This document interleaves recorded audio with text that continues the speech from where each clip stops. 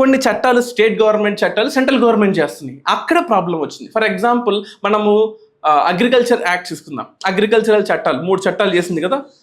Agriculture అనేది state list, రాష్ట్రాలు మాత్రమే చట్టాలు చేయాలి.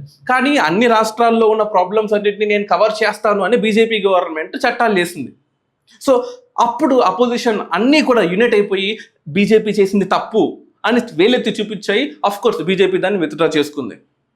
సో ఇక్కడ స్టేట్లో ఉన్న డిఎంకేకి బీజేపీకి ఉన్న గొడవ ఎలా మారిపోయింది అంటే చివరికి మేము సపరేట్ పవరు, స్టేట్ గవర్నమెంట్ అనేది హైయెస్ట్ పవర్ దాన్ సెంట్రల్ గవర్నమెంట్ అనే విధంగా మారిపోయింది.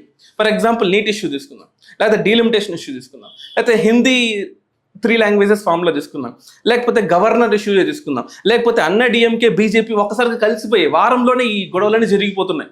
సో బీజేపీకి అన్న డిఎంకేకి బీజేపీకి కలిసిన ఈ బాండింగ్ ఏదైతే ఉందో డిఎంకే దాన్ని డైజెస్ట్ చేసుకోలేకపోతుంది. ఏం చేయాలో అర్థం కావట్లేదు. అరే ఇన్నేళ్ళుగా ఏం చేయాలో అర్థం కావట్లేదు నాకు. సో సడన్గా కొత్త ప్రాబ్లం తీసుకొచ్చింది. అరే 1971 నుంచి ఉన్న ప్రాబ్లమే కదా ఇది. కాంగ్రెస్ గవర్నమెంట్ మొత్తం అంతా కూడా సెంట్రలైజ్ చేసింది. 1971, 72, 73, 74లో పవర్స్ అన్నీ కూడా స్టేట్ గవర్నమెంట్లో ఉన్న పవర్స్ అన్ని కూడా సెంట్రల్ గవర్నమెంట్ లాక్కుంది. అప్పుడు మాట్లాడలేదే.